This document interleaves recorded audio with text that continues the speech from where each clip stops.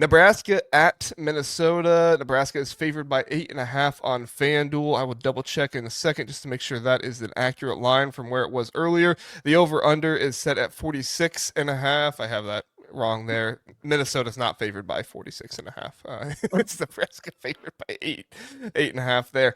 But this is an interesting game, Zach. So Nebraska has not won the past, I believe it's 5 meetings against Minnesota, or the past 5 meetings in Minnesota, something like that. Minnesota has done a very good job of winning this game against Nebraska. Nebraska finally ranked for the first time in a while. They got ranked in the coaches poll last year, but Indiana beat them and kind of took care of that a little bit. Won't relive that for the Nebraska fans, but Nebraska's in a really good situation here. I think that they have the head to head kind of matchup and a lot of the stuff. The problem is they're on the road, and Minnesota is a difficult environment to go in and play against. And Nebraska has not been good on the road in past years. Now they just beat Maryland on the road last game, right? So it does not mean that they cannot win on the road, but they are still kind of mending some of this stuff, right? And so we need to think about, can Nebraska mend it all the way? Zach, there's going to be a couple position battles in this one that really help decide that. What is your position battle? Yeah, I think it's interesting because Minnesota's run game has been pretty pedestrian, which is surprising because of Darius Mm-hmm. Taylor. I know he's been hurt. Boy has taken the bulk of carries. He's the leading rusher currently for the Gophers. But Nebraska's run defense has not been great. And so my position battle is running back versus linebacker.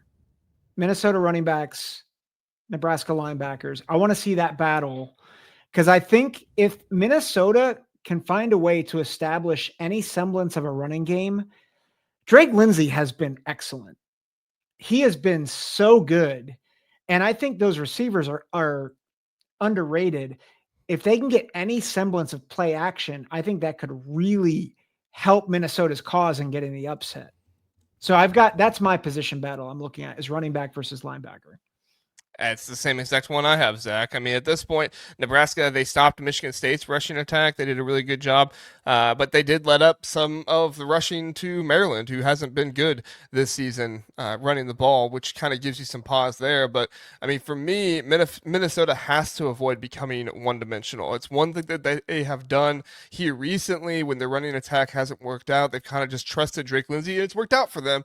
But the problem is that I don't think this is the type of game where that can work out for you. It can work out for you against Purdue. It can work out for you against Rutgers, right? Those are two of those teams that can happen against, but it's not going to work out for you all that well against some of these other ones. So I pulled some of these numbers, Zach, because to me, it's not just about the linebackers of Nebraska versus the running backs of Minnesota, but it's also about the Minnesota running game, putting them in good position to be able to convert on third, fourth down, and to be able to move the ball in the red zone. Right now, Minnesota is allowing 42.2% of third down conversions for the opponent to convert. That is 87th in the country.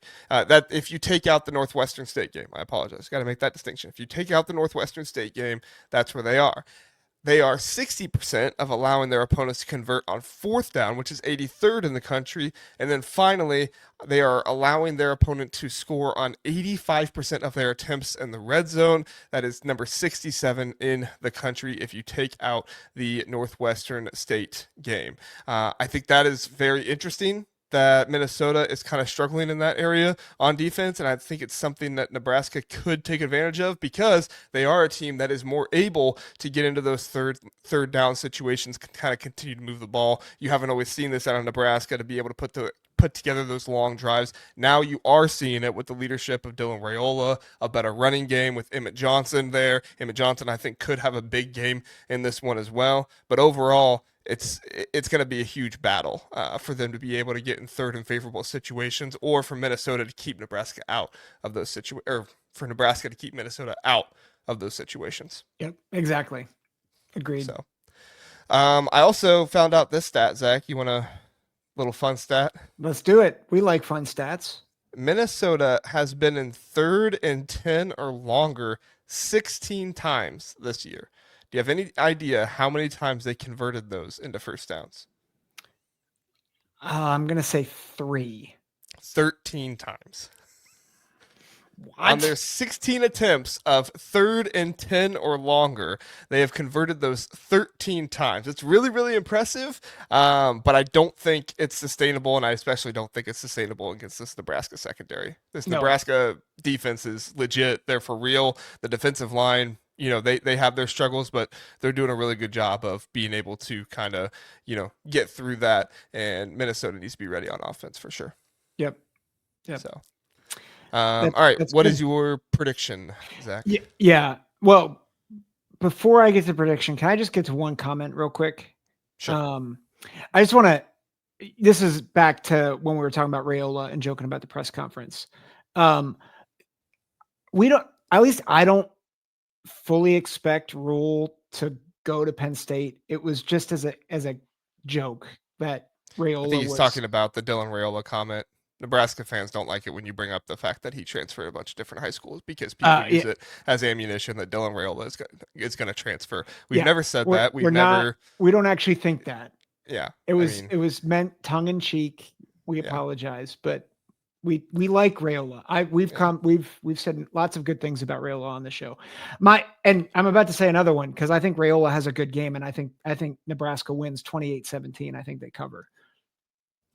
Yeah. I have the same scoring for Minnesota in this one. I think that Nebraska will win this one 27-17. I think that. Woo, Um, 1 point off. Yeah, There yeah. you I, go. I do think Nebraska has been very reliant on the field goals this season, so I don't have them just straight up getting, touchdowns and no field goals or anything. But I think this Nebraska defense is legit, and I think that this Nebraska defense is going to be able to travel. And I don't know if the Minnesota offensive line is. I don't think the Minnesota offensive line is I don't want to say tough enough because it sounds like I'm like going against their you know their like manliness or whatever, but I just don't think they get enough push to be able to push around this Nebraska Yeah, defensive line to where it doesn't become a factor. I think this yeah, Nebraska defensive line might not beat this Minnesota offensive line, but I think they'll hang with them well enough to be able to stop the Minnesota run game. yeah, So, yeah. I agree, and I think some people are saying like Nebraska might be distracted. I don't think they're distracted. I think Matt Rule is locked in. Like even if Matt Rule would go to Penn State, he's too much of a professional to let this distract his team. I think they're locked well, in. I think they'll be fine. and I would point to every other situation he's been at, right? You think he never had a conversation with anybody about leaving when he was at Temple? You think he never had a conversation about leaving when he was there at the end at Baylor? Like he still won 10 games there. So Yep. even if he is, which we don't even know if he is at this point. I know there's like a clause in his contract that says he has to tell Dannon Troy Dannon, the athletic director, if he is talking with other schools. So I don't know if Yeah. that gets upheld or whatever. But even if that happens, like Matt Rule's too much of a professional. Like, there's a Yeah. reason why a blue blood school is looking at hiring him. It's because he's a really darn good coach. Has he won ranked games? Not all that much, but he's still a really darn good coach. And I think you put him at a school that can get talent like Penn State. I think he's going to win a lot of games there. Yep. I think he's going to win a lot of games in Nebraska if he stays there. I think he's going to win a lot of games no matter where he's at. Yep. Yep. So, all right. And don't go at Nebraska fans. There's people in the comments saying like Nebraska fans are soft. They're not soft. They just don't like when people bring that up. Ohio State fans Yep. don't like it when you bring up the whole like planting the flag on the field. Michigan fans don't like it when you bring up I don't know, Connor Stallions. Like everybody has stuff they don't like it when you bring up with their team. So it is what Yep. it is. Like Yep. don't go out here calling other fan bases soft because they don't like when people talk about something. Yeah. Our boy Sean, he's going Minnesota. I would love to know the reasoning, Sean. Not that I don't think Minnesota can do it. I just, I believe in this Nebraska defense. So Yeah. This is what better line play, better QB player, and all the chatter with Rule to PSU as a distraction. I Drake Lindsay is really good. I do think though, like Raiola, aside from the 3 picks last week, I think he's playing better than people realize.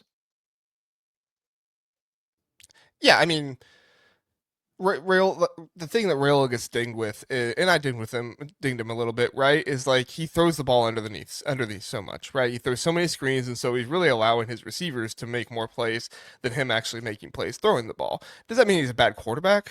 No, that just means that's the offense he's in. Do I give him as much credit for a 70-yard pass when it's a screen pass rather than if he's throwing the ball down the field on a dime 50 yards?